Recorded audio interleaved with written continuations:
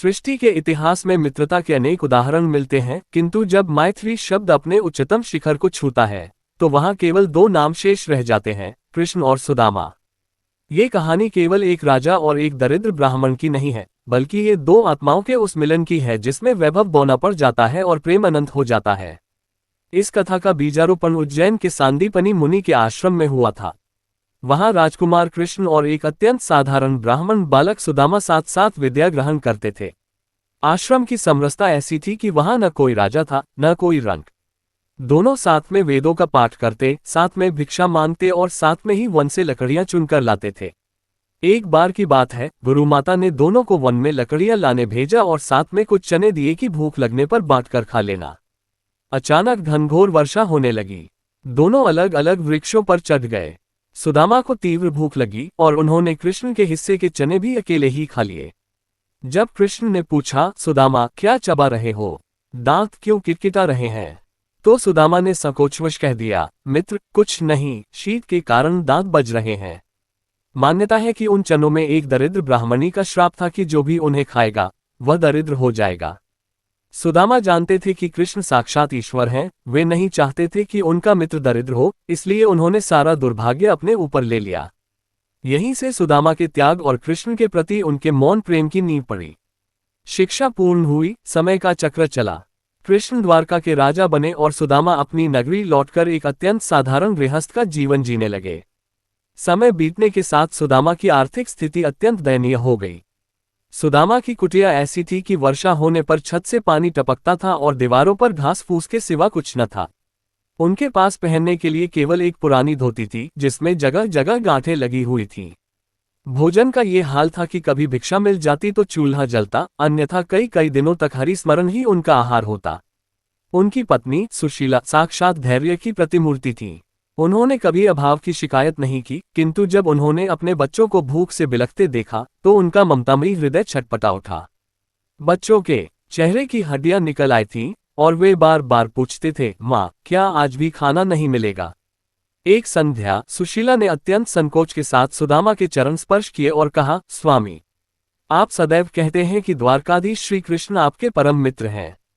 वे तो दीनानाथ हैं, शरणागत वत्सल हैं। क्या आप एक बार अपने मित्र से मिलने द्वारका नहीं जा सकते। मैं धन दौलत के लिए नहीं कह रही, पर क्या हमारे बच्चों को 2 समय की रोटी का अधिकार नहीं है। सुदामा ने लंबी सांस ली और बोले, प्रिय कृष्ण से मांगना, वो तो अंतर्यामी है, क्या उसे मेरी दशा का ज्ञान नहीं होगा। और फिर एक मित्र दूसरे मित्र के पास स्वार्थ लेकर कैसे जा सकता है। सुशीला ने उत्तर दिया, महाराज आप सहायता मांगने मत जाए, कम से कम अपने सखा के दर्शन तो कराइए। क्या आपको अपने मित्र की याद नहीं आती।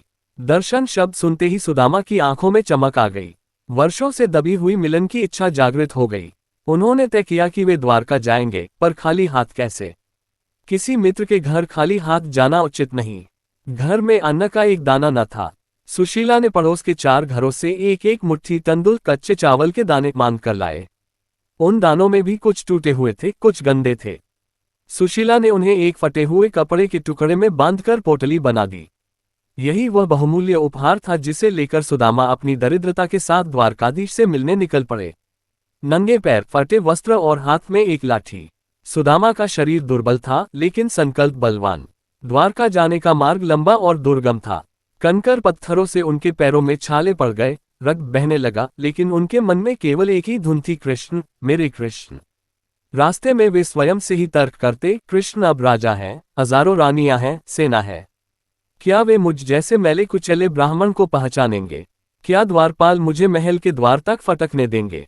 पर फिर उन्हें कृष्ण की वह मुस्कान याद आती जो आश्रम में उनके हर संशय को मिटा देती थी। लंबी और कष्टकारी यात्रा के बाद धूल से सने हुए सुदामा अंततः द्वारका की सीमा में प्रविष्ट हुए। सामने सोने की नगरी चमक रही थी। ऊंचे ऊंचे महल, रत्नों से जड़ित द्वार और हाथी घोड़ों का शोर। सुदामा चकित थे, क्या यही वह नगरी है जहां उनका सखा रहता है।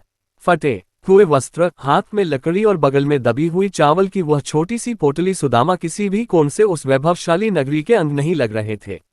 जैसे ही वे मुख्य द्वार पर पहुंचे, शस्त्रधारी द्वारपालों ने उन्हें रोक दिया। द्वारपाल ने उपहासपूर्ण दृष्टि से देखा और पूछा, ए ब्राह्मण, कहाँ चले जा रहे हो। ये द्वारकाधीश का महल है, यहाँ याचक भी सुव्यवस्थित होकर आते हैं। सुदामा ने अत्यंत विनम्रता से कांपती आवाज में कहा, भैया, मैं कोई याचक नहीं हूं। मैं तो अपने मित्र से मिलने आया हूं। भीतर जाकर बस इतना कह दो कि तुम्हारा सुदामा आया है।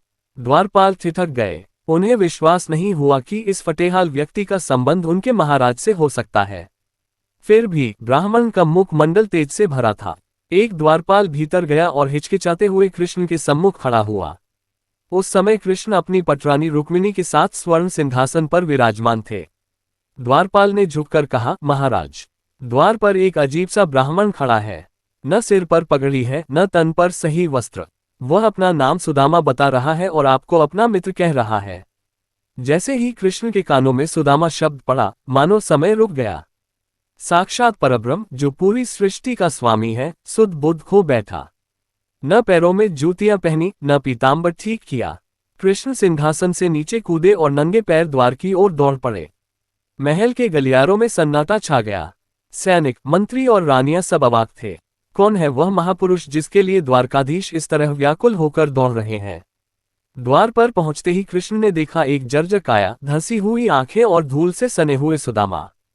कृष्ण ने आव देखा न ताव, सीधे सुदामा को अपनी भुजाओं में भर लिया। वह आलिंगन अद्भुत था। एक ओर ऐश्वर्य का स्वामी था तो दूसरी ओर दरिद्रता का साक्षात रूप।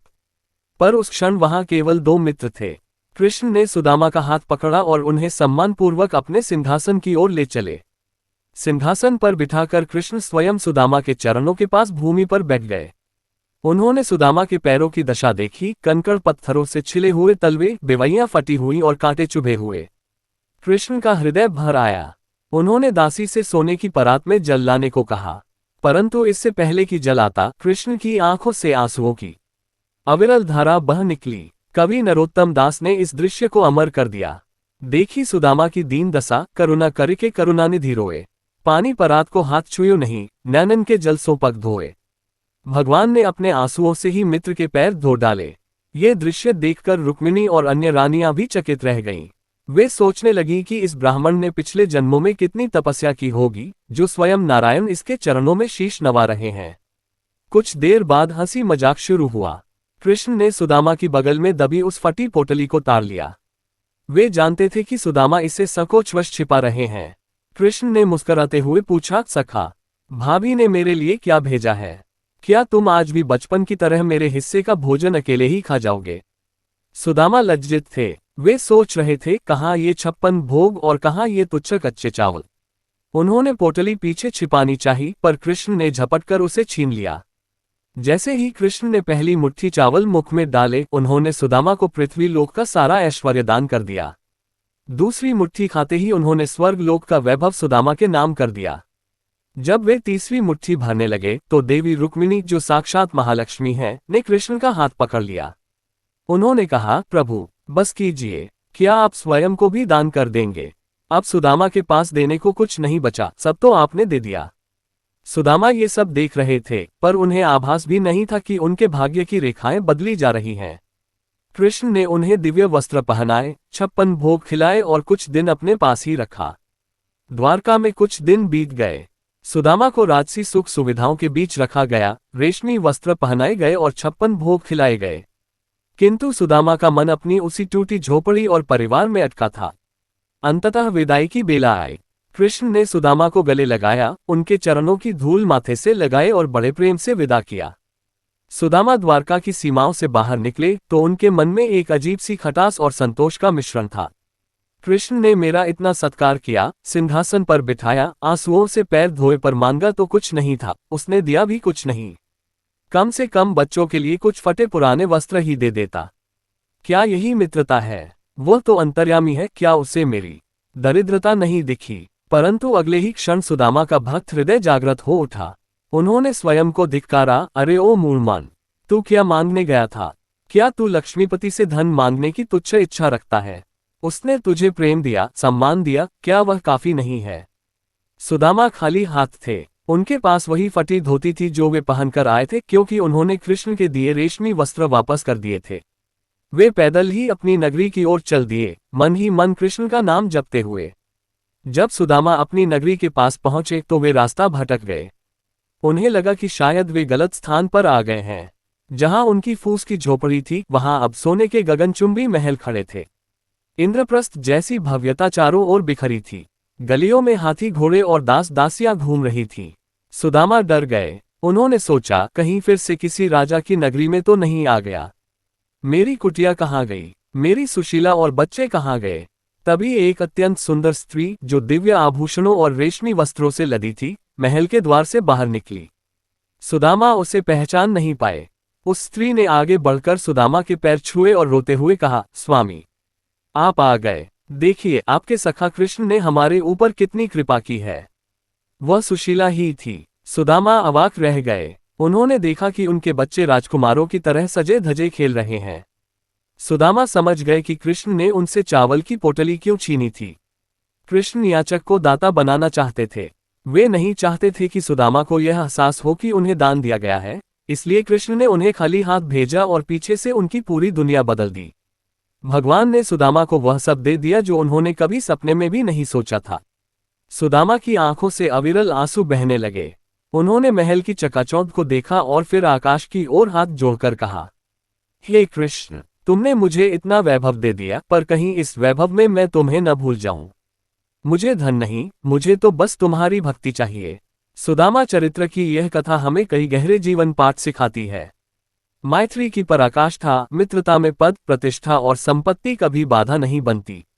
कृष्ण ने सिद्ध किया कि सच्चा मित्र वही है जो बिना मांगे मित्र की पीड़ा हर ले।